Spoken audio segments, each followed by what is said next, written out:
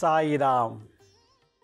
ಆತ್ಮೀಯ ವೀಕ್ಷಕ ಬಾಂಧವರಿಗೆಲ್ಲ ಇವತ್ತಿನ ಜೀವನಾಮೃತ ಕಾರ್ಯಕ್ರಮಕ್ಕೆ ಸ್ವಾಗತ ಸುಸ್ವಾಗತ.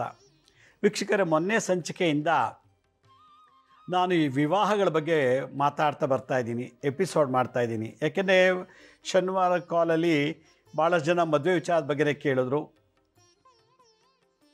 ಭಾಳಷ್ಟು ಜನ ಕೋರ್ಟಲ್ಲಿ ಕೇಸ್ ಹಾಕ್ಕೊಂಡಿದ್ದಾರೆ ಡೈವರ್ಸ್ಗೆ. ಇದಕ್ಕೆಲ್ಲ ಕಾರಣ ಗುರುವಿನ ಅನುಗ್ರಹ ಇಲ್ಲ ಅಂದಾಗ. ನಾನು ಮೊನ್ನೆ ಸಂಚಿಕೆಯಲ್ಲಿ ಹೇಳಿದೆ, ಬ್ರಹ್ಮ ವಿವಾಹ ದೈವಿಕ ವಿವಾಹದ ಬಗ್ಗೆ ಹೇಳಿದ್ದೆ. ಬ್ರಹ್ಮ ವಿವಾಹ ಓದಿದರೆ ಜ್ಞಾನಿ, ಮೆಚುರಿಟಿ ಇದೆ, ಎಲ್ಲ ಇದೆ, ಮದುವೆ ಆಗಿದೆ, ಆದರೆ ಮಕ್ಕಳಾಗ್ತಿಲ್ಲ, ಅಲ್ಲ ಡೈವರ್ಸ್ಗೆ ಹೋಗ್ತಿದೆ. ದೈವಿಕ ವಿವಾಹ ಅಂದರೆ ಒಬ್ಬ ಪುರೋಹಿತಂಗೆ, ಅವನು ಯಾವುದೇ ದೇವಸ್ಥಾನ ಯಾರೇ ಆಗಿರಲಿ, ಯಾವುದೇ ಜಾತಿಯವರು, ಯಾರೇ ಧರ್ಮದವರೇ ಆಗಿರಲಿ, ಚರ್ಚ್ ಇರ್ಬೋದು, ಮಸೀದಿ ಇರ್ಬೋದು, ದೇವಸ್ಥಾನ ಇರ್ಬೋದು, ಅಲ್ಲಿ ಪೂಜೆ ಮಾಡ್ಕೊಂಡಿರೋ ಅಂಥವ್ರಿಗೆ ಹೆಣ್ಣು ಕೊಡ್ತಾರೆ, ಮದುವೆ ಆಗ್ತದೆ. ಅದಕ್ಕೆ ದೈವಿಕ ವಿವಾಹ ಅಂತಾರೆ. ಮತ್ತು ಅಲ್ಲೂ ಡೈವರ್ಸು, ಅಲ್ಲೂ ಮಕ್ಕಳಾಗ್ತಿಲ್ಲ, ಅಲ್ಲೂ ಕೂಡ ಸಂಸಾರದಲ್ಲಿ ಗೊಂದಲ ಇರ್ತದೆ. ಯಾಕೆ? ಗುರುಬಲ ಇಲ್ಲ ಅಂಥೇಳಿ. ಈ ಬ್ರಹ್ಮ ವಿವಾಹ, ದೈವಿಕ ವಿವಾಹ ಇವೆಲ್ಲ ಅಪ್ರೂವ್ಡ್ ಮ್ಯಾರೇಜು, ಗುರು ಹಿರಿಯರ ಸಾನ್ನಿಧ್ಯದಲ್ಲಿ ಒಪ್ಕೊಂಡು ಮದುವೆ ಆಗುವಂಥದ್ದು. ಆರ್ಷ ವಿವಾಹ ಮತ್ತು ಪ್ರಜಾಪತ್ಯ ವಿವಾಹ ಅಂಥೇಳಿ, ಅದು ಕೂಡ ಗುರು ಹಿರಿಯರ ಆಶೀರ್ವಾದದಿಂದನೇ ಆಗೋದು. ನೆನ್ನೆ ಸಂಚಿಕೆಯಲ್ಲಿ ಹೇಳಿದೆ, ಮದುವೆನೂ ಆಗೋಗ್ಬಿಟ್ಟಿದೆ, ಆದರೆ ಮದುವೆ ಆದಮೇಲೆ ಇಲ್ಲ ಸಲ್ಲದ ತಾಪತ್ರಯಗಳು. ಗಂಡ ಸರಿ ಇಲ್ಲ, ಹೆಂಡತಿ ಸರಿ ಇಲ್ಲ, ಮಕ್ಕಳಾಗ್ತಿಲ್ಲ, ಮಕ್ಕಳಾಗತ್ತೆ ಸತ್ತೋಗ್ತಾ ಇರ್ತಾರೆ, ಮಕ್ಕಳಾಗ್ತದೆ ಅಂಗವಿಕಲ ಮಕ್ಕಳಿರ್ತಾರೆ. ಇದಕ್ಕೆಲ್ಲ ಕಾರಣ ಏನು? ಶುಕ್ರ ವಿವಾಹಕಾರಕ. ಆ ಮದುವೆ ಆದಮೇಲೆ ದಾಂಪತ್ಯ ಜೀವನವನ್ನು ಬದುಕಿರೋ ತನಕ ನಡೆಸ್ಕೊಂಡು ಹೋಗ್ಬೇಕು ಅಂದರೆ ಗುರುವಿನ ಆಶೀರ್ವಾದ ಇರಬೇಕು ಬೆನ್ನಿಂದೆ. ಗುರುಬಲ ಇಲ್ಲದೇ ಮದುವೆ ಮಾಡಿಬಿಟ್ಟಿರ್ತಾರೆ. ಜಾತಕದಲ್ಲಿ ಗುರುಬಲನೇ ಇರೋದಿಲ್ಲ. ಏನೋ ನಮ್ಮನೆ ಹುಡುಗಿ ಚಿಕ್ಕದನ್ನ ಬೆಳೆಸಿದ್ದೀವಿ, ನಮ್ಮಲ್ಲೇ ಇದೆ, ಮದುವೆ ಮಾಡಿಬಿಟ್ರು. ಆದರೆ ಹುಡುಗಿಗೂ ಗುರುಬಲ ಇಲ್ಲ, ಹುಡುಗಿಗೂ ಮದುವೆ ಆಗೋ ಹುಡುಗನಿಗೂ ಗುರುಬಲ ಇಲ್ಲ ಅಂದಾಗ ಡೈವರ್ಸ್ ಆಗುತ್ತೆ, ಇಲ್ಲ ವಿಧವಾ ಆಗ್ತಾನೆ, ವಿಧವೆ ಆಗ್ತಾರೆ. ನೋಡಿ, ವಿವಾಹ ಆದಮೇಲೆ ಇವೆಲ್ಲ ಫಜೀತಿ. ಮದುವೆ ಮುಂಚೆ ಎಲ್ಲ ಆರಾಮಾಗಿದ್ವಿ ನಾವು. ಮದುವೆ ಆದಮೇಲೆ ನೋಡಿ ವಿಪರೀತ court, police station, divorce case ಅಂತೆ, ಅದು ಇದು, ಅವಳದು ಸರಿ ಇಲ್ಲ, ಇವನು ಸರಿ ಇಲ್ಲ, ಮಕ್ಕಳಿಲ್ಲ, ಮಕ್ಕಳಿಂಥವ್ರು ಹುಟ್ಟಿದ್ರು. ಮೇಂಟೆನೆನ್ಸ್ ವರ್ಕು ಭಾಳ. ಮದುವೆನೇ ಆಗಬಾರ್ದು ಅನ್ನಿಸ್ಬಿಟ್ಟಿರ್ತದೆ. ಆ ಲೆವೆಲ್ ಪನಿಷ್ಮೆಂಟ್ ನಡೀತದೆ ಗುರುವಿನ ಅನುಗ್ರಹ ಇಲ್ಲದೆ ಮದುವೆ ಆದರೆ. ಗುರುವಿನ ಅನುಗ್ರಹ ಇರಬೇಕು, ಜಾತಕದಲ್ಲಿ ಗುರುಬಲ ಇರಬೇಕು. ಗುರು ಪಾಪಗ್ರಹ ಜೊತೆ ಇದ್ದಾಗ ಮದುವೆ ಆದರೆ ಡೈವರ್ಸ್ ಆಗ್ತದೆ. ಚಾಡಿ ಮಾತು ಕೇಳಿಕೊಂಡು ಡೈವರ್ಸ್ ಆಗ್ತದೆ. ಗುರು ವಕ್ರನಿದ್ದಾಗ ಗಂಡ ಬೇರೆಯವ್ರ ಜೊತೆ ಇರ್ತಾನೆ, ಹೆಂಡತಿ ಬೇರೆಯವ್ರ ಜೊತೆ ಇರ್ತಾಳೆ. ಗುರು ನೀಚನಾದಾಗ ವಿಪರೀತ ಗಲಾಟೆ. ಇದೆಲ್ಲ ನಾವು ದಿನನಿತ್ಯ ಸಂಸಾರ ನೋಡ್ತಾ ಇರೋದು. ನಮ್ಮಲ್ಲಿಲ್ಲನೂ ನಮ್ಮ ಅಕ್ಕಪಕ್ಕದ ಮನೆಯಲ್ಲಿ, ನಮ್ಮ ಕುಟುಂಬದವ್ರ ಮನೆಯಲ್ಲಿ, ನಮ್ಮ ಮಿತ್ರರ ಮನೆಯಲ್ಲಿ, ನಮ್ಮ ಬಂಧುಗಳ ಮನೆಯಲ್ಲಿ ಈ ಗೋಳು ನೋಡಿ ನೋಡಿ ಸಾಕಾಗ್ಬಿಟ್ಟಿದೆ. ಅಪ್ರೂವ್ಡ್ ಮ್ಯಾನೇಜರ್, ಅಪ್ರೂವ್ಡ್ ಅಂದರೆ ಎಲ್ಲರೂ ಅನುಮತಿ ಪಡೆದಾಗಿರೋ ಮದುವೆನೇ ಹಿಂಗೆ ಇಷ್ಟಲ್ಲ. ಎಲ್ಲರೂ ಗುರು ಹಿರಿಯ ಸಾನ್ನಿಧ್ಯದಲ್ಲಿ ಎಂಗೇಜ್ಮೆಂಟ್ ಮಾಡಿ, ಎಂಗೇಜ್ಮೆಂಟ್ ಆದಮೇಲೆ ಮದುವೆ ಮಾಡ್ಕೊಂಡ್ಮೇಲೂ ಕೂಡ ಡೈವರ್ಸ್ ಆಗ್ತಿದೆ. ಹೆಂಡತಿ ಸರಿಯಿಲ್ಲ, ಗಂಡ ಸರಿಯಿಲ್ಲ, ಮಕ್ಕಳಿಲ್ಲ, ಅಂಗವಿಕಲ ಮಕ್ಕಳಿಲ್ಲ, ಸತ್ತೋಗ್ತಿರ್ತಾರೆ ಅಂತಾರಲ್ಲ. ಏನಪ್ಪ ಇದು? ಎಲ್ಲರೂ ಅನುಮತಿ ಪಡೆದು ಮದುವೆ ಆಗಿದ್ರೂ ಈ ಗೋಳಲ್ಲ. ಹಾಗಾದರೆ ಅನುಮತಿ ಇಲ್ಲದೇ ಆಗಿರುವಂಥ ಮದುವೆಗಳು ಯಾವ್ಯಾವುದು ಅನ್ನೋದು ಇವತ್ತಿನ ಸಂಚಿಕೆಯಲ್ಲಿ ಹೇಳ್ತೀನಿ ನಾನು. ಗಂಧರ್ವ ವಿವಾಹ ಅಥವಾ ಗಾಂಧರ್ವ ವಿವಾಹ ಅಂತ ಒಂದು ವಿವಾಹ ಇದೆ. ಏನು? ಒಂದು ಹುಡುಗ, ಒಂದು ಹುಡುಗಿ ಇಬ್ಬರು ಲವ್ ಮಾಡ್ತಾರೆ, ಲವ್ ಮಾಡಿ ಮದುವೆ ಮಾಡ್ಕೊಂಡ್ಬಿಡ್ತಾರೆ. ಅದು ಒಂದೇ ಜಾತಿ ಆಗಿರ್ಬೋದು, ಇಲ್ಲ ಬೇರೆ ಜಾತಿ ಆಗಿರ್ಬೋದು. ಸ್ವಜಾತಿ ಮದುವೆ ಆದರೂ ಕೂಡ ಸಕ್ಸಸ್ ಆಗಿಲ್ಲ. ಹುಡುಗನೂ ಒಂದೇ ಜಾತಿ, ಹುಡುಗಿನೂ ಒಂದೇ ಜಾತಿ, ಲವ್ ಮಾಡಿದ್ದಾರೆ, ಆದರೆ ಮಕ್ಕಳಾಗ್ತಿಲ್ಲ. ಮದುವೆ ಆದಮೇಲೆ ಲವ್ ಮಾಡುವಾಗ ಚೆನ್ನಾಗಿತ್ತು, ಲವ್ ಆದಮೇಲೆ, ಮದುವೆ ಆದಮೇಲೆ ನನ್ನ ಗಂಡ ಸರಿ ಇಲ್ಲ, ಇನ್ನೊಬ್ಬನ ಲವ್ ಮಾಡ್ತಿದ್ದಾನೆ, ನನ್ನ ಗಂಡ ಇನ್ನೊಬ್ಳ ಜೊತೆ ಇದ್ದಾನೆ, ಇವನು ಹೇಳ್ತಾನೆ ನನ್ನ ಹೆಂಡತಿ ಸರಿ ಇಲ್ಲ, ಲವ್ ಮಾಡುವಾಗ ಚೆನ್ನಾಗಿತ್ತು, ಲವ್ ಮಾಡಾದ್ಮೇಲೆ ನನ್ನ ಅವಳು ಬೇರೆ ಹುಡುಗನ ಜೊತೆ ಓಡಾಡ್ತಾಳೆ. ಯಾಕೆ? ನಂತರ ಕಾರ್ ಇಲ್ಲ, ಸೈಟ್ ಇಲ್ಲ, ಮನೆ ಇಲ್ಲ ಅಂತೆ. ಅದಕ್ಕೆ ನೀನು ಏನೋಪ್ಪ ಮದುವೆ ಮಾಡಿಕೊಂಡೆ, ಏನೋ ಮಾಡ್ತೀಯ ಅಂತೇಳಿ, ನಾನು ಮದುವೆ ಮುಂಚೆನೂ ಹಂಗೆ ಇದೆ, ಮದುವೆ ಆದಮೇಲೆ ಹಿಂಗಿದೆ, ನೀನು ಸರಿಯಾದ ಗಂಡನೇ ಅಲ್ಲ ನೀನು ಅಂತ. ಈ ಗಾಂಧರ್ವ ವಿವಾಹ ಅಂದರೆ ತಂದೆ ತಾಯಿ ಅನುಮತಿ ಪಡಿದಾನೆ, ಗುರು ಹಿರಿಯರ ಆಶೀರ್ವಾದ ಇಲ್ದಾನೆ ಇವರಾಗಿದ್ದೋಗಿ ಕದ್ದು ಮದುವೆ ಮಾಡ್ಕೊಂಬಿಡೋದು, ಇಲ್ಲ ಇವರೇ ಅಪ್ಪ ಅಮ್ಮನ ಬಿಟ್ಟು ಮದುವೆ ಆಗೋದು. ಇದಕ್ಕೆ ಗಾಂಧರ್ವ ಅಥವಾ ಗಂಧರ್ವ ವಿವಾಹ ಅಂತಾರೆ. ಇಂಥ ದೋಷದಲ್ಲಿ ಮೊದಲೇ ಗುರುಬಲ ಇರೋಲ್ಲ. ಶುಕ್ರ ಏನೋ ಲವ್ ಮಾಡೋಕ್ಕೆ ಅವಕಾಶ ಮಾಡ್ತಾನೆ. ವೀನಸ್ ಶುಕ್ರ ಗ್ರಹ ಒಂದು ಹುಡುಗಿ ನೋಡ್ತಾನೆ, ಆ ಹುಡುಗನ ನೋಡ್ತಾನೆ, ಅವ್ನಿಗೆ ಏನಿಲ್ಲರೂ ಪರವಾಗಿಲ್ಲ, ನಾನು ಅವನ್ನೇ ಮದುವೆ ಆಗಬೇಕು ಅಂತೇಳಿ ಲವ್ ಮಾಡಿಬಿಡ್ತಾರೆ. ಇದು ಶುಕ್ರನ ಕೈವಾಡ, ಶುಕ್ರನ ಕಾರಕತ್ವ. ಆ ಮದುವೆ ಆದಮೇಲೆ ಲವ್ ಮಾಡಿದ್ದವರು 8 ವರ್ಷ ಲವ್ ಮಾಡಿದರು, ಡೈವರ್ಸ್ ಆಯಿತು. 10 ವರ್ಷ PUC ಲವ್ ಮಾಡಿದ್ದೀವಿ, ಆಮೇಲೆ ಮದುವೆ ಆದ್ವಿ, ಇನ್ನೂ ಮಕ್ಕಳಾಗಿಲ್ಲ. IUI ಫೇಲ್ ಆಯಿತು, IVF ಫೇಲ್ ಆಯಿತು, ಮಕ್ಕಳಾಗಿಲ್ಲ. ಅದಕ್ಕೆ ನಾನು ಇನ್ನೊಂದು ಮದುವೆ ಮಾಡ್ಕೋಬೇಕು ಅಂತ ಇದ್ದೀನಿ. ನಮ್ಮ ಮನೇಲಿ ಹೇಳ್ತಾರೆ ಇನ್ನೊಂದು ಮದುವೆ ಮಾಡ್ಕೋ, ಯಾಕೆ ಇವಳ ಹತ್ರ ಮಕ್ಕಳಾಗಲ್ಲ, ಇವನಿಗೆ ಡೈವರ್ಸ್ ಕೊಡು, ಇವನಲ್ಲಿ ಮಕ್ಕಳಾಗುವಂಥ ಶಕ್ತಿ ಇವನಲ್ಲಿಲ್ಲ, ಇನ್ನೊಂದು ಮದುವೆ ಮಾಡ್ಕೋ. ಈ ಥರ ಗುರು ಹಿರಿಯರ ಆಶೀರ್ವಾದ ಇಲ್ಲದೇ ಮದುವೆ ಆಗಿರೋದು. ಅದಕ್ಕೆ ಸುಖ ಸಿಗುತ್ತೆ. ಒಂದು ಗುರುಬಲ ಬೇಕು, ತಂದೆ ತಾಯಿ ಆಶೀರ್ವಾದ ಬೇಕು. ಇವೆರಡೂ ಬಿಟ್ಟು ಕದ್ದು ಹೋಗಿ ಮದುವೆ ಮಾಡ್ಕೊಳ್ಳೋದು, ಲವ್ ಮ್ಯಾರೇಜ್ ಮಾಡಿದ್ರೆ ಆದರೆ ಸುಖ ಎಲ್ಲಿ ಬರುತ್ತೆ? ಶಾಸ್ತ್ರೋಕ್ತವಾಗಿ ಗುರು ಹಿರಿಯರ ಆಶೀರ್ವಾದ ಮಾಡ್ಕೊಂಡು ಮದುವೆ ಆಗಿರೋರದೇ 108 ತಾಪತ್ರೆ. ಅಂಥದ್ದು ಈ ಲವ್ ಮ್ಯಾರೇಜು ಹೆಂಗೆ ಗ್ರ್ಯಾಂಡ್ ಸಕ್ಸಸ್ ಆಗುತ್ತೆ? ಗಾಂಧರ್ವ ವಿವಾಹ. ಇಲ್ಲಿ ಒಂದು ತಪ್ಪಿದೆ. ಮದುವೆ ಮುಂಚೆನೇ ಅವರಿಬ್ಬರು ದೇಹ ಸುಖ ತೊಗೊಂಬಿಟ್ಟಿರ್ತಾರೆ, ಆಮೇಲೆ ಮದುವೆ ಆಗ್ತಾರೆ. ಲವ್ ಮಾಡಿ ದೇಹ ಸುಖ ತೊಗೊಂಬಿಟ್ಟು ಆಮೇಲೆ ಮದುವೆ ಆಗ್ತಾರೆ. ಆಗ ಅವರಿಗೆ ಸಂತಾನೋತ್ಪತ್ತಿ ಆಗೋಕ್ಕೆ ಬಿಡೋದಿಲ್ಲ. ಅದು ಗುರುಗ್ರಹದ ದೋಷ.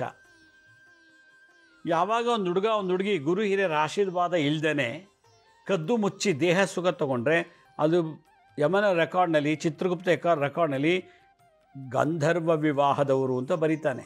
ಎಲ್ಲರೂ ಒಪ್ಪಿಗೆ ಪಡ್ಕೊಂಡು ಮದುವೆ ಆದರೆ ಮಕ್ಕಳಾಗ್ತಿಲ್ಲ. ಇಲ್ಲಿ ಮದುವೆ ಮುಂಚೆನೇ ಎಲ್ಲ ಆಗಿ ಕೊನೆ ತಾಲಿ ಕಟ್ತಾರೆ ಅಂದರೆ ಅದಕ್ಕೆ ಅರ್ಥ ಇಲ್ಲ, ಅದು ಮದುವೆ ಅನ್ನೋ ಅರ್ಥ ಬರೋದಿಲ್ಲ ಅಂತ ಹೇಳ್ತದೆ.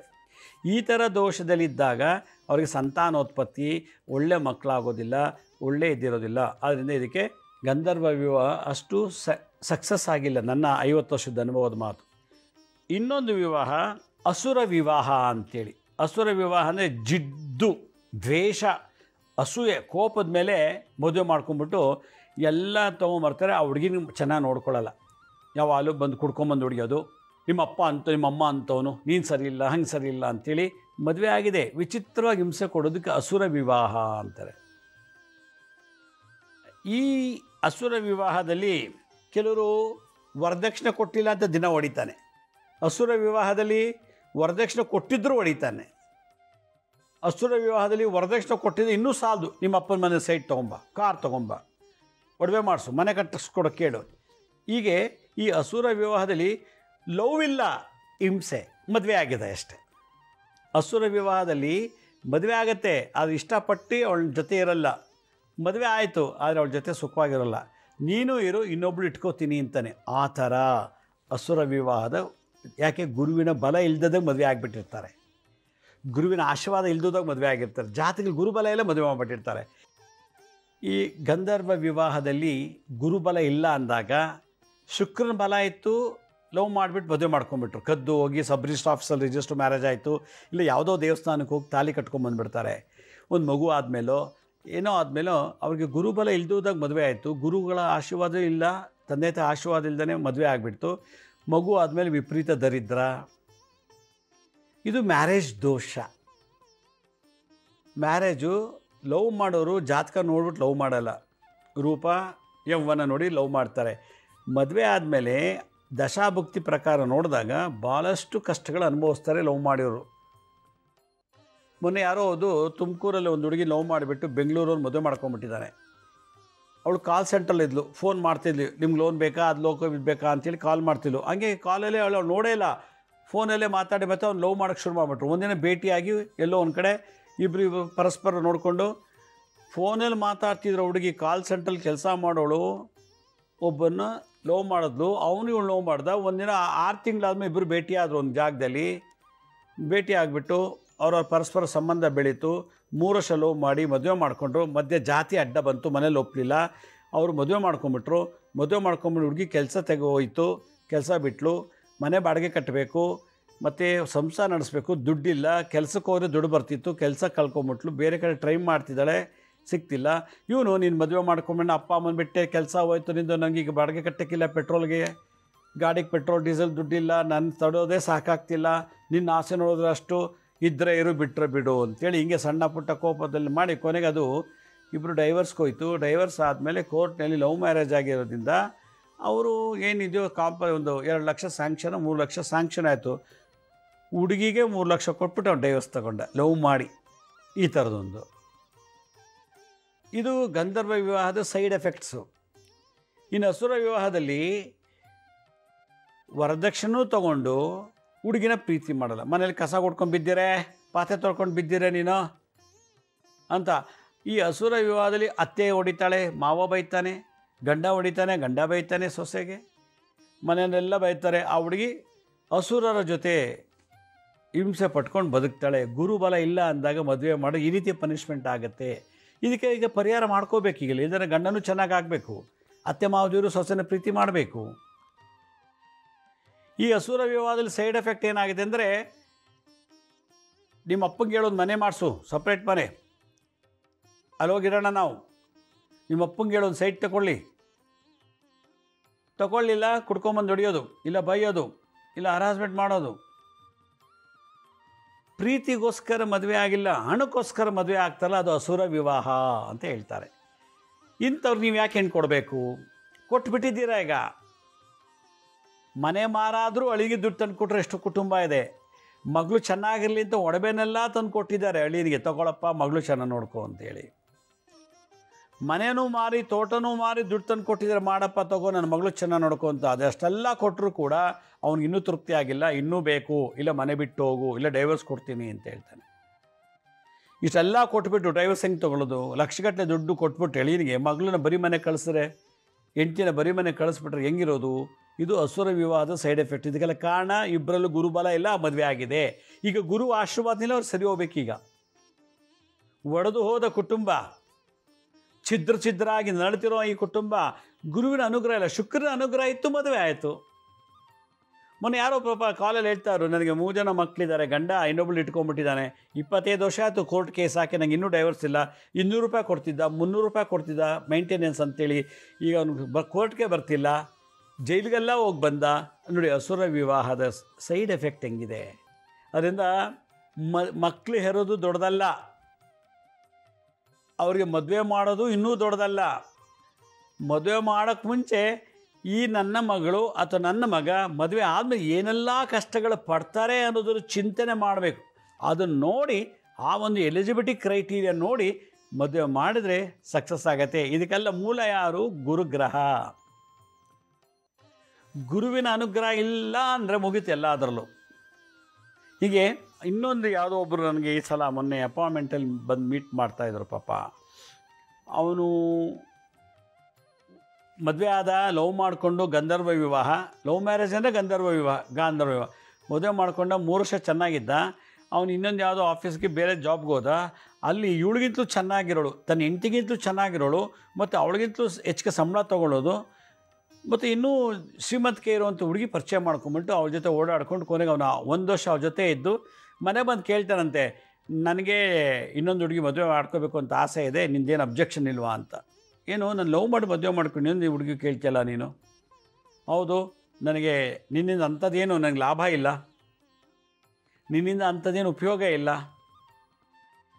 ಒಂದು ಮಗು ಆಗಿದೆ, ಆ ಮಗುನ ಕೂಡ ಅಂಥದ್ದೇನು ಕಲರ್ ಇಲ್ಲ, ಕಪ್ಪಗಿರೋ ಮಗು ಹುಟ್ಟಿದೆ, ಎಲ್ಲ ನಿಂತರನೇ. ನಾಳೆ ನಾನೇ ಎಷ್ಟು ಕಷ್ಟಪಡಬೇಕಿದ್ದು ಮದುವೆ ಮಾಡಬೇಕಾದ್ರೆ. ನಾನು ಇನ್ನೊಂದು ಹುಡುಗಿ ಚೆನ್ನಾಗಿರೋ ಮದುವೆ ಮಾಡಿಕೊಂಡು ಚೆನ್ನಾಗಿರೋ ಮಗು ಅವಳಿಂದ ಪಡಿತೀನಿ, ನಂಗೆ ಪರ್ಮಿಷನ್ ಕೊಡೋದು ಕೇಳ್ತಾನಂತೆ. ನೋಡಿ, ಗಾಂಧರ್ವ ವಿವಾಹ ಆಗಿರೋ ವ್ಯಕ್ತಿಗಳು ಇದನ್ನು ಹೇಳ್ತಾರೆ. ಗಂಡ ಹೆಂಡತಿ ಇಬ್ಬರು ಅಂತ ಬಂದಿರೋ ಅಪಾಯಿಂಟ್ಮೆಂಟ್ ತೊಗೊಂಡು ಅವನಿಗೆ ಈಗ ಇನ್ನೊಂದು ಹುಡುಗಿ ಮದುವೆ ಮಾಡ್ಕೊಳ್ತೀನಿ ಹೋಗ್ತಾನಲ್ಲ, ಅವನಿಗೆ ಕಳತ್ರ ಯೋಗ ಇದೆ. ಅಕಸ್ಮಾತ್ ಏನಾದರೂ ಅವನು ಇನ್ನೊಂದು ಹುಡುಗಿನ ಮದುವೆ ಮಾಡಿಕೊಂಡ್ರೆ ಆ ಹುಡುಗಿ ಸತ್ತೋಗ್ತಾಳೆ ಮದುವೆ ಆದರೆ. ಯಾಕೆಂದರೆ ಅವಳಲ್ಲಿ ಗಂಡನ ಸುಖ ಪಡೆಯುವಷ್ಟು ಆಯುಷು ಇಲ್ಲ, ಅವಳಿಗೆ ಅಲ್ಪ ಆಯುಷು. ಇವನಿಗೆ ಅದು ಗೊತ್ತಿಲ್ಲ. ನಾನು ಇದೆಲ್ಲ ಆಗಲ್ಲ, ಹುಡುಗಿ ಬೇಗ ಸತ್ತೋಗ್ತಾಳೆ ಅಂತ. ಹಾಗಾದ್ರೆ ಬೇಗ ಸತ್ತೋಗ್ತಾಳೆ ಅದಂಗೆ? ಅವೆಲ್ಲ ಬೇಡ, ಬೇಗ ಈ ಥರ ಆಗಿದ್ದಾಗ ನೀನು ಹೆಂಗಪ್ಪ ಮದುವೆ ಮಾಡ್ಕೋತೀಯ? ಕಟ್ಕೊಂಡಿರೋಲ್ಲ ಗಟ್ಟಿ, ಅವಳು ಚೆನ್ನಾಗಿ ನೋಡ್ಕೋ, ನಿನಗೂ ಏಜ್ ಆಗ್ತಿದೆ, ಇನ್ಯಾವ ಸುಖಕ್ಕೆ ಎಲ್ಲ ಮಾಡ್ತೀಯ? ಕೊನೆಗೆ ಅವನೆಂಥ ಕಿಲಾಡಿ ಅಂದರೆ, ಮದುವೆ ಮಾಡ್ಕೊಂಬಿಡೋಣ, ಸತ್ತೋದ್ರೆ ಅವಳು ಆಸ್ತಿ ಇಲ್ಲ ನನಗೆ ಬರೋಂಗೆ ಮಾಡ್ಕೊಂಬಿಡೋಣ ಅಂತ ಪ್ಲ್ಯಾನ್ ಮಾಡ್ತಾನೆ. ನೋಡಿ, ಅಲ್ಲಿ ವಿಧಿ ಲಿಖಿತನೇ ಬೇರೆ ಇದೆ. ಯಾಕೆಂದರೆ ಕಟ್ಕೊಂಡ್ರೆ ಹೆಂಡತಿ ಶಾಪ ಬೇರೆ ಬಂದುಬಿಡುತ್ತೆ. ಈಗ ಅವಳು ಕಣ್ಣೀರು ಹಾಕ್ತಾಳೆ, ನಾನು ಮದುವೆ ಮಾಡ್ಕೊಂಡು ಇನ್ನೊಬ್ಳ ಜೊತೆ ನೀವು ಮದುವೆ ಮಾಡ್ಕೋತೀನಿ ಅಂತೀಯಲ್ಲ, ನಾನೇನು ಕಮ್ಮಿ ಆಗಿದ್ದೀನಿ, ನಾನು ಯಾಕೆ ನೀ ಮದುವೆ ಮಾಡಿಕೊಂಡೆ, ಯಾಕೆ ಲವ್ ಮಾಡಿ ಮದುವೆ ಮಾಡಿದೆ, ಅವೆಲ್ಲ ರಿಜೆಕ್ಟ್ ಮಾಡಬೇಕಾಗಿತ್ತು. ನನ್ನ ರೂಪ ಸರಿ ಇಲ್ಲ, ನನ್ನ ಅದು ಸರಿ ಇಲ್ಲ, ಇದೆಲ್ಲ ಅಂತ ನಿನಗೆ ಗೊತ್ತಾಗಲಿಲ್ವ? 3 ವರ್ಷ ಲವ್ ಮಾಡಿದ್ದಿಲ್ಲ, ಈಗ ಗೊತ್ತಾಯಿತು ಮದುವೆ ಆದಮೇಲೆ, ಒಂದು ಮಗು ಆದಮೇಲೆ. ಅವಳು ಕೇಳೋದ್ರಲ್ಲಿ ಅರ್ಥ ಇದೆ ನೋಡಿ. ಈ ಗಾಂಧರ್ವ ವಿವಾಹದ ಸೈಡ್ ಎಫೆಕ್ಟು ಗುರು ಹೆಂಗೆ ಆಟ ಆಡಿಸ್ತಾ ಇದ್ದಾನೆ ಅನ್ನೋದಕ್ಕೆ ಇದೊಂದು ಸಾಕ್ಷಿ. ಯಾರು ಲವ್ ಮಾಡಿ ಮದುವೆ ಮಾಡಿಕೊಂಡು ಮಕ್ಕಳಾಗಿಲ್ಲ, ಡೈವರ್ಸ್ಗೆ ಹೋಗ್ತಾ ಇದೆ, ಅಬೋಷನ್ ಆಗ್ತಾ ಇದೆ, ಅಂಗವಿಕಲ ಮಕ್ಕಳು ಹುಡ್ತಾ ಇದೆ ಅನ್ನೋದೇನಾದ್ರು ನಿಮ್ಗೆ ಗೊತ್ತಾಗಿದ್ದರೆ, ಲವ್ ಮ್ಯಾರೇಜನೇನು ಗಾಂಧರ್ವ ವಿವಾಹ, ಗಂಧರ್ವ ವಿವಾಹ.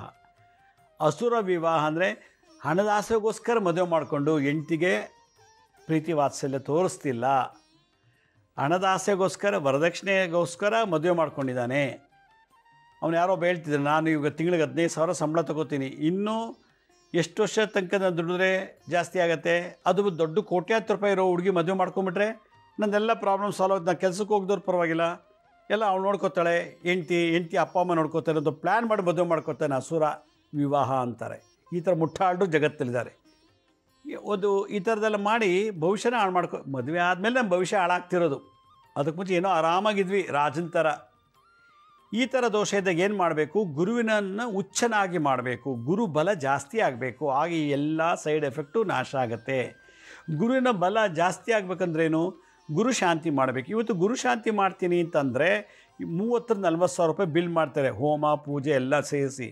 ಅದಕ್ಕೆ ನಾವು ಗುರು ಉಡೋ ದಿನವೇ ಒಂದು ಪೂಜೆ ಮಾಡ್ತಾಯಿದ್ದೀವಿ. ಅಂದರೆ ದತ್ತಾತ್ರೇಯರು, ಆದಿಗುರು ಜಗದ್ಗುರು ದತ್ತಾತ್ರೇಯರು ಡಿಸೆಂಬರ್ 4ನೇ ತಾರೀಕು ಗುರುವಾರ ಹುಣ್ಣಿಮೆ ದಿನ ಹುಟ್ಟಿರೋ ದಿನ ಅದು ದತ್ತಾತ್ರೇಯರು. ಆ ದತ್ತ ಜಯಂತಿ ದಿವಸ ನಾವು ಈ ಥರದೊಂದು ಮರ ಪಾದಕೆಗಳನ್ನು ಕೊಡ್ತಾಯಿದ್ವಿ. ಯಾರಿಗೆ ಗುರುಗಳಿಲ್ಲ, ಯಾರಿಗೂ ಗುರುಗಳು ಸಿಕ್ಕಿಲ್ಲ, ಯಾವ ಜಾತಿದವ್ರಿಗೆ, ಕೆಲವು ಜಾತಿ ಜನರಿಗೆ ಧರ್ಮದ ಗುರುಗಳೇ ಇಲ್ಲ, ಅವ್ರ ಗುರುಗಳು ಹುಡುಕ್ತಿರ್ತಾರೆ, ಆದರೆ ಅವರು ಸೇರಿಸೋರಿಲ್ಲ, ಬೇರೆ ಗುರುಗಳು ಆ ಥರ ಸಂಕಟದಲ್ಲಿ ಇರ್ತಾರೆ. ಗುರುಬಲ ಜಾಸ್ತಿ ಆಗಬೇಕಂದ್ರೆ ಗುರು ಸೇವೆ ಮಾಡಬೇಕು. ಗುರು ಸೇವೆ ಮಾಡಲಿಕ್ಕೆ ಗುರು ಇಲ್ಲ. ಅದಕ್ಕೆ ಬದಲು ಡಿಸೆಂಬರ್ 4 ಗುರುವಾರ ಹುಣ್ಣಿಮೆ ದಿನ ದತ್ತಾತ್ರೇಯ ಹುಟ್ಟಿದ ದಿವಸ, ಆ ಒಂದು ವೈಬ್ರೇಷನ್, ಆ ಒಂದು ಪವರ್ಫುಲ್ ಡೇ ಹುಣ್ಣಿಮೆ ದಿನ ನಾವು ಈ ಗುರುಪಾದ ಪೂಜೆನ ಮಾಡ್ತಾಯಿದ್ದೀವಿ ತುಮಕೂರಿನಲ್ಲಿ. ಈ ಗುರುಪಾದಕೆಗೆ ಪೂಜೆನ ನಿಮ್ಮ ಕೈಲೇ ಕೊಟ್ಟು ಪೂಜೆ ಮಾಡಿಸ್ತೀನಿ. ಇದಕ್ಕೆ ಮುಂಚೆ 32 ವೆರೈಟಿ ಅಧಿವಾಸ, ನೀರಲ್ಲಿ, ಹಾಲಲ್ಲಿ, ತುಪ್ಪ ಮತ್ತು ಜೇನುತುಪ್ಪ, ಸಕ್ಕರೆ, ಗಂಧ, ಹೂವು, ಅಕ್ಷತೆ, ಚಿನ್ನ, ಬೆಳ್ಳಿ, ನವಧಾನ್ಯಗಳು, 5 ವೆರೈಟಿ ಪುಷ್ಪಗಳು, 5 ವೆರೈಟಿ ಪತ್ರಗಳು, ಈ ಥರ ಪತ್ರಗಳು ಎಲ್ಲ ಥರ ಅಧಿವಾಸ ಮಾಡಿ 4ನೇ ತಾರೀಕು ಹುಣ್ಣಿಮೆ ದಿವಸ ನಿಮ್ಮ ಕೈಲಿ ಕೊಟ್ಟು ಇದಕ್ಕೆ ಪ್ರಾಣ ತುಂಬಿಸ್ತೀವಿ. ನೀವೇ ಪ್ರಾಣ ತುಂಬಬೇಕು. ಇದಕ್ಕೆ 64 ರೀತಿ ವೆರೈಟಿಲಿ ಪೂಜೆ ಮಾಡ್ತೀವಿ ಮುದ್ರಾಮಂತ್ರ ತಂತ್ರದಿಂದ. 64 ವೆರೈಟಿ ಪೂಜೆ ನಿಮ್ಮ ಕೈಲೇ ಮಾಡಿಸಿ ಇದಕ್ಕೆ ಕಲಾಶಕ್ತಿಯನ್ನು ತುಂಬ್ತೀವಿ. 64 ಕಲಾಶಕ್ತಿಗಳನ್ನು ಮನೇಲಿಟ್ಟು ಪೂಜೆ ಮಾಡಬೇಕಿದ್ದೆ. ಆಮೇಲೆ ತೊಗೊಂಡೋಗಿ ಮನೇಲಿಟ್ಟು ಪೂಜೆ ಮಾಡಬೇಕಾದ್ರೆ ಮನೆ ವಾಸ್ತು ದೋಷ ಇರ್ತದೆ ಕೆಲವರಲ್ಲಿ. ಕೆಲವು ಮನೇಲಿ ನೇಣು ಹಾಕ್ಕೊಳ್ಳೋದು, ಬೆಂಕಿಗೆ ಬಿದ್ದು ಸತ್ತೋಗೋದು, ನೀರಿಗೆ ಬಿದ್ದು ಸತ್ತೋಗೋದು, ಒಡೆದು ಸಾಯಿಸ್ತಾರೆ, ಆಕ್ಸಿಡೆಂಟಾಗಿ ಸತ್ತೋಗ್ತಾರೆ, ದುರ್ಮರಣ. ಅದು ಬರಬಾರ್ದು ಅಂದರೆ ಈ ಪಾದಕೆಗೆ ಶಿವನ ಸ್ವರೂಪವಾದ ದತ್ತಾತ್ರೇಯರು ಮೃತ್ಯುಂಜಯ ಹೋಮ, ವಿಷ್ಣು ಸ್ವರೂಪನಾದಂಥ ದತ್ತಾತ್ರೇಯಕ್ಕೆ ದತ್ತಾತ್ರೇಯ ತ್ರಿಮೂರ್ತಿ ರೂಪ ವಿಷ್ಣು. ಆದ್ದರಿಂದ ಸುದರ್ಶನ ಹೋಮ ಶತ್ರುಬಾಧೆ ನಿವಾರಣೆ ಆಗಲಿಕ್ಕೆ, ಕಾಳಸರ್ಪದೋಷ ಕುಜದೋಷ ನಿವಾರಣೆಗೆ ಲಕ್ಷ್ಮೀ ನರಸಿಂಹರ ಹೋಮ, ದತ್ತಾತ್ರೇಯರ ಹೋಮ, ಗುರು ಹೋಮ. ಗುರು ದತ್ತಾತ್ರೇಯಲ್ಲಿ ಬ್ರಹ್ಮ ವಿಷ್ಣು ಮಹೇಶ್ವರರಿಂದ ಸುದರ್ಶನ ಮತ್ತು ಮೃತ್ಯುಂಜಯ ಮೂರು ದತ್ತಾತ್ರೇಯ ಹೋಮ ಎಲ್ಲ ಮಾಡಿ ಇದಕ್ಕೆ ಶಕ್ತಿ ತುಂಬಿ ಇದನ್ನು ನಿಮ್ಮನ್ನು ಕೊಡ್ತೀವಿ. ನೀವು ತೊಗೊಂಡೋಗಿ ದಿನ ಇಟ್ಟು ಪೂಜೆ ಮಾಡಿದ್ರೆ ಇದು ಒಬ್ಬ ಮನುಷ್ಯ ಮನೇಲಿದ್ದಾಗೆ ಪ್ರಾಣ ಪ್ರತಿಷ್ಠಾಪನೆ ಮಾಡಿರೋದು. ಈ ಪಾದಕೆನ ನೀವು ಎಲ್ಲಿ ಬೇಕಾದ್ರೂ ಯಾರ ಮೇಲೆ ತೊಂದರೆ ತೊಗೊಂಡು ಅವ್ರ ಕೈಲಿ ಪೂಜೆ ಮಾಡಿಸಿ ಮನೆಗೆ ತೊಗೊಂಬರ್ಬೋದು. 3ನೇದು ಪರಾಭವ ಸಂವತ್ಸರ ಮುಂದಿನ ವರ್ಷ ಬರ್ತಿದೆ. ಪರಾಭವ ಅಂದರೆ ಕಳ್ಕೊಳ್ಳೋದು ಅಂತ ಹೆಸರೇ ಹೇಳುತ್ತೆ. ಪರಾಭವ ಅದು ಗುರುವಿನ ವರ್ಷ, ಮುಂದಿನ ವರ್ಷ 2026. ಅದರಲ್ಲಿ ಸುನಾಮಿ, ಬೆಂಕಿ ಅವಘಡ, ಭೂಕಂಪಗಳಾಗ್ತಾಯಿದೆ. ಎಷ್ಟೋ ಜನಕ್ಕೆ ಎಲ್ಲ ಹೆಂಡತಿ, ಕಾರು, ಗಂಡ, ಮಕ್ಕಳು ಎಲ್ಲ ಕಳ್ಕೊಳ್ತಾರೆ. ಗುರುಬಲ ಇಲ್ದೋದವರು ಎಲ್ಲರೂ ಅಲ್ಲ. ಆದ್ದರಿಂದ ಮುಂದಿನ ವರ್ಷ ಭವಿಷ್ಯದ ಆಧಾರದ ಮೇಲೆ ಅದನ್ನು ಕೂಡ ಜಾಗ್ರತೆಯಾಗಿ ಇಟ್ಕೊಂಡು ಈ ಪಾದುಕೆಗಳಿಗೆ ನಿಮ್ಮ ಕೈಲೇ ಪೂಜೆ ಮಾಡಿಸಿ ನಿಮಗೆ ನಾವು ಇದನ್ನು ಕೊಡ್ತಾ ಇದ್ವಿ. 4ನೇ ತಾರೀಕು ಡಿಸೆಂಬರ್ ಹುಣ್ಣಿಮೆ ಗುರುವಾರ ದಿವಸ ತುಮಕೂರಲ್ಲಿ. ಈಗ ಗುರು ಶಾಂತಿ ಮಾಡ್ತೀವಿ ಅಂದರೆ 30-40 ಸಾವಿರ ರೂಪಾಯಿ ಬೇಕು ನಿಮಗೆ. ಅದಕ್ಕೆ ನೀವೇ ಸ್ವತಃ ಪ್ರತಿಷ್ಠಾಪನೆ 64 ವೆರೈಟಿ ಪೂಜೆ ಮುದ್ರಾಮಂತ್ರ ತಂತ್ರದಿಂದ ಪೂಜೆ ಮಾಡೋ ವಿಧಾನ ಕೂಡ ನಾನು ನಿಮಗೆ ಅವತ್ತು ಹೇಳ್ಕೊಡ್ತೀನಿ, ಹೆಂಗಿಟ್ಟು ಪೂಜೆ ಮಾಡಬೇಕು ಅಂತ. ಯಾರ ಮೇಲೆ ಕಷ್ಟ ಇತ್ತು ಇದು ತೊಗೊಂಡು ಪೂಜೆ ಮಾಡ್ಕೊಂಡು ತೊಗೊಂಬನ್ನಿ ಮನೆಗೆ, ಅವ್ರಿಗೂ ಒಳ್ಳೆಯದಾಗಲಿ. ಏನೇ ಸಾಲಬಾಧೆ, ರೋಗಬಾಧೆ, ವ್ಯಾಪಾರದಲ್ಲಿ ನಷ್ಟ, ಉದ್ಯೋಗದಲ್ಲಿ ಬದಲಾವಣೆ, ಉದ್ಯೋಗದಲ್ಲಿ ನಷ್ಟ, ಪಾರ್ಟ್ನರ್ಶಿಪ್ಪಲ್ಲಿ ನಷ್ಟ, ಮತ್ತು ಸಾಲಬಾಧೆ ಜೊತೆಗೆ ಭೂತ ಪ್ರೇತ ಪಿಶಾಚಿ ಬಾಧೆ ಇದೆಲ್ಲ ನಿವಾರಣೆ ಮಾಡುತ್ತೆ ಈ ಗುರು. ಗುರು ನಿಮ್ಮ ಗುರು, ಅವ್ರ ಗುರು, ಗುರು ಪರಮಗುರು, ಅವರು ಪರಾತ್ಪರ ಗುರು, ಪರಮೇಷ್ಠ ಗುರು. ಹಾಗೆ 12 ತಲೆಮಾರಿಂದ ಬರೋ ಎಲ್ಲ ಗುರು ಶಾಪಗುರು ನಿಂದನ ದೋಷ ಎಲ್ಲ ಆ ಹುಣ್ಣಿಮೆ ದತ್ತ ಜಯಂತಿ ಹುಟ್ಟು ದಿವಸ ನಿವಾರಣೆ ಮಾಡೋಕ್ಕೆ ವಿಶೇಷವಾದ ಒಂದು ಶಾಂತಿ ಪರಿಹಾರ ಇದು ಪಾದಪೂಜೆ. ಇದನ್ನು ನೀವು ಮಾಡಿದ್ದೇ ಆದರೆ ಲೈಫೇ ಚೇಂಜ್ ಆಗುತ್ತೆ. ನಾನು 2012ರಲ್ಲಿ ಮತ್ತು 2014ರಲ್ಲಿ ಇದು ಮಾಡಿದ್ದೀನಿ. ಸುಮಾರು 1000 ಜನಕ್ಕೆ ಪಾದಕ್ಕೆ ಕೊಟ್ಟಿದ್ದೀನಿ. ಇದರ ವಿಚಾರನೆಲ್ಲ ನಾನು ಲಿಂಕ್ ತೋರಿಸ್ತಾ ನೋಡಿ, ಗುರುಪಾದಕ ಪೂಜಾ ಲಿಂಕ್ ಅಂತ. ಆ ಲಿಂಕಲ್ಲಿ ಕ್ಲಿಕ್ ಮಾಡಿ ನೋಡಿದ್ರೆ 2012-14ರಲ್ಲಿ ಮಾಡಿದ್ದು ಎಲ್ಲ ಅದರಲ್ಲಿದೆ. ಮತ್ತು ಇದಕ್ಕೆ ನೀವು ಬರಿಕೆಯಲ್ಲಿ ಬರೋದಷ್ಟೇ, ಬಾಕಿದೆಲ್ಲ ಪ್ರತಿಯೊಂದು ಐಟಮು ನಾವು ಕೊಡ್ತೀವಿ ಇದಕ್ಕೆ ಪೂಜೆ ಮಾಡಲಿಕ್ಕೆ. ವಾಪಸ್ ಪೂಜೆ ಮಾಡಿ ನಿಮ್ಮಲ್ಲಿ ತೊಗೊಂಡು ಇಟ್ಕೊಂಡು ಪೂಜೆ ಮಾಡೋದು. ಅದರಲ್ಲೂ 100 ಜನ 108 ಬ್ರಹ್ಮಚಾರಿಗಳು 108 ಬ್ರಹ್ಮಚಾರಿಣಿಯರು ಈ ಸಲ ಕೂರಿಸ್ತಾ ಇದ್ದೀನಿ. 1008 ದಂಪತಿಗಳು ಕೂಡ ಈ ಪೂಜೆಗೆ ಈ 4ನೇ ತಾರೀಕು ಕೂರಿಸ್ತಾ ಇದ್ದೀವಿ. 1008 ದಂಪತಿಗಳು, 108 ಬ್ರಹ್ಮಚಾರಿ, 108 ಬ್ರಹ್ಮಚಾರಿಯರು ಇದನ್ನು ಕೂರಿಸಿ ಪೂಜೆ ಮಾಡಿಸಿ ಕೊಡ್ತಾ ಇದ್ದೀವಿ. ಇದು ರಿಜಿಸ್ಟ್ರೇಷನ್ ಮಾಡಬೇಕು, ಈಗಲೇ ಮಾಡ್ಕೋಬೇಕು, ಟೈಮ್ ಇಲ್ಲ. ಬೇಗ ಮಾಡ್ಕೊಂಡಷ್ಟು ನಾವು ಬೇರೆ ಸಿದ್ಧತೆ ಎಲ್ಲ ಮಾಡ್ಕೊಳ್ತಾ ಇದ್ದೀವಿ. ಇದು ಕೊಡೋ ಒಂದು ಪಾದಪೂಜೆ ಭಿಕ್ಷಾ, ನೀವು ಕೊಡೋ ಕಾಣಿಕೆ ನಾವು ಪಾಂಡುರಂಗ ದೇವಸ್ಥಾನ ಮಲ್ಲೇಶ್ವರಮಲ್ಲಿ ಬೆಂಗಳೂರಲ್ಲಿ ಕಟ್ತಾ ಇದ್ದೀವಿ. ಉಚಿತ ಅನಾಥಾಶ್ರಮ, ಉಚಿತ ವೃದ್ಧಾಶ್ರಮ. ವೃದ್ಧಾಶ್ರಮ ಅಂದರೆ ಯಾರ ಮೇಲೆ ಅಪ್ಪ ಅಮ್ಮನ ನೋಡ್ಕೊಳ್ಳಲು ಗಂಡು ಮಕ್ಕಳು, ಯಾವ ಸೊಸೆ ಅತ್ತೆ ಮಾವದಿ ಸೇವೆ ಮಾಡಲು ಅಂಥವ್ರನ್ನ ನಾವು ವೃದ್ಧಾಶ್ರಮವನ್ನು ಮಾಡ್ತಾಯಿದ್ದೀವಿ. ಉಚಿತ ಗುರುಕುಲ ಮಾಡ್ತಾಯಿದ್ವಿ. ಅಲ್ಲಿಗೆ ಈ ಹಣವನ್ನು ಉಪಯೋಗಿಸ್ತಾ ಇದ್ದೀವಿ ಈ ಎಲ್ಲ ಪ್ರಾಜೆಕ್ಟ್ಗೆ. ಆದ್ದರಿಂದ ಆಸಕ್ತಿ ಇರೋರು ಸ್ಕ್ರೀನಲ್ಲಿ ತೋರಿಸೋ ಲಿಂಕ್ಗೆ ಹೋಗಿ ಡೀಟೇಲಾಗಿ ಕೂತ್ಕೊಂಡು ತಾಳ್ಮೆಯಿಂದ ಓದಿ ಇಷ್ಟ ಇದ್ದರೆ ರಿಜಿಸ್ಟರ್ ಮಾಡ್ಕೊಳ್ಳಿ. ಮಾಡಿಬಿಟ್ಟು ನಮಗೆ ಅದ್ರ ಮಾಹಿತಿ ತಿಳಿಸಿದ್ದೆ ಆದರೆ ನಾವು ನಿಮಗೆ ಡಿಸೆಂಬರ್ 4 ಗುರುವಾರ ಹುಣ್ಣಿಮೆ ದಿವಸ ದತ್ತಾತ್ರೇಯ ಬರ್ತ್ಡೇ ದಿವಸ ಈ ಪೂಜೆ ಮಾಡ್ತೀವಿ. ಒಳ್ಳೆ ಮಕ್ಕಳಾಗಲಿ, ದತ್ತಾತ್ರೇಯ ಹುಟ್ಟಿಲ್ಲ ಅಂದ್ರೂ ದತ್ತಾತ್ರೇಯ ಅನುಗ್ರಹದಿಂದ ನಿಮಗೆ ಮಕ್ಕಳಾಗಲಿ ಆವತ್ತಿನ ದಿವಸ ಪೂಜೆ ಮಾಡೋದ್ರಿಂದ. ಈ ಒಂದು ಸಂದರ್ಭ ಸುವರ್ಣಾವಕಾಶ ಕೊಡ್ತಾಯಿದ್ವಿ, ಉಪಯೋಗಿಸ್ಕೊಳ್ಳಿ ಅಂತ ಹೇಳ್ತಾ, ನಮ್ಮ ಹಳೆಯ ಸಂಚಿಕೆ ನೋಡೋಕ್ಕಾಗಿಲ್ವೋ ನಮ್ಮ ಶಿರಡಿ ಸಾಯಿ ಭಿಕ್ಷಾ ಕೇಂದ್ರ ಮತ್ತು ಹೆಲ್ತ್ ಸೈನ್ಸ್ ಅಂತ 2 ಯೂಟ್ಯೂಬ್ ಚಾನಲ್ ಇದೆ. ಅದರ ಜೊತೆಗೆ SSVK ಜ್ಞಾನೋದಯ ಅಂತ ಒಂದು ಮ್ಯೂಸಿಕ್ ಚಾನಲ್ ಇದೆ. 3ಕ್ಕೆ ಸಬ್ಸ್ಕ್ರೈಬ್ ಮಾಡ್ಕೊಳ್ಳಿ. ಪಕ್ಕದ ಬೆಲ್ ಬಟನ್ ಪ್ರೆಸ್ ಮಾಡಿ, ನೋಡಾದ್ಮೇಲೆ ಲೈಕಿನ ಬಟನ್ ಪ್ರೆಸ್ ಮಾಡಿ. ಆಮೇಲೆ ಆ ಲಿಂಕನ್ನು ನಿಮ್ಮ ಬಂಧು ಮಿತ್ರರಿಗೆ ವಾಟ್ಸಪ್ ಮುಖಾಂತರ ಇಮೇಲ್ ಮುಖಾಂತರ ಶೇರ್ ಮಾಡಿ. ಗುರುಜಿ ಲಕ್ಷ್ಮೀ ಶ್ರೀನಿವಾಸ್ ಅಂತೇಳಿ ಫೇಸ್ಬುಕ್ಕು, ಇನ್ಸ್ಟಾಗ್ರಾಮು, ಟ್ವಿಟ್ಟರು, ಲಿಂಕ್ಡ್ಇನ್ ಅಲ್ಲೂ ಕೂಡ ಅಪ್ಲೋಡ್ ಮಾಡ್ತಿರ್ತೀವಿ. ಅಪಾಯಿಂಟ್ಮೆಂಟ್ ಬೇಕಿದ್ದರೆ ಮಾತ್ರ ಈ ಕಡೆಗಳ ಲಿಂಕನ್ನು ಕ್ಲಿಕ್ ಮಾಡಿ ಅಪಾಯಿಂಟ್ಮೆಂಟ್ ಡೇ ಟು ಟೈಮ್ ನೀವೇ ಬುಕ್ ಮಾಡ್ಕೊಂಡು ಮೀಟ್ ಮಾಡ್ಬೋದು. ಮತ್ತೊಮ್ಮೆ ಹೇಳ್ತಾ ಇದ್ದೀನಿ, ಆ ಗುರುಪಾದಕ ಪೂಜೆ ಲಿಂಕನ್ನು ಕ್ಲಿಕ್ ಮಾಡಿ ರಿಜಿಸ್ಟ್ರೇಷನ್ ಮಾಡ್ಕೊಳ್ಳಿ. ನಾಳಿನ ಸಂಚಿಕೆಯಲ್ಲಿ ಮತ್ತೆ ವಿವಾಹದಲ್ಲಿ ಇನ್ಯಾವ ವೆರೈಟಿ ವಿವಾಹಗಳಿದೆ, ಅಪ್ರೂವ್ ಆಗಿಲ್ಲದೆ ಇರುವಂಥ ವಿವಾಹ ದೋಷಗಳು ಏನಿದೆ ಅನ್ನೋದನ್ನು ನಾಳೆ ಸಂಚಿಕೆ ತಿಳಿಸ್ಕೊಡ್ತೀನಿ. ಅಲ್ಲಿವರೆಗೂ ನನ್ನ ನಮಸ್ಕಾರ. ಸಾಯಿರಾಮ್.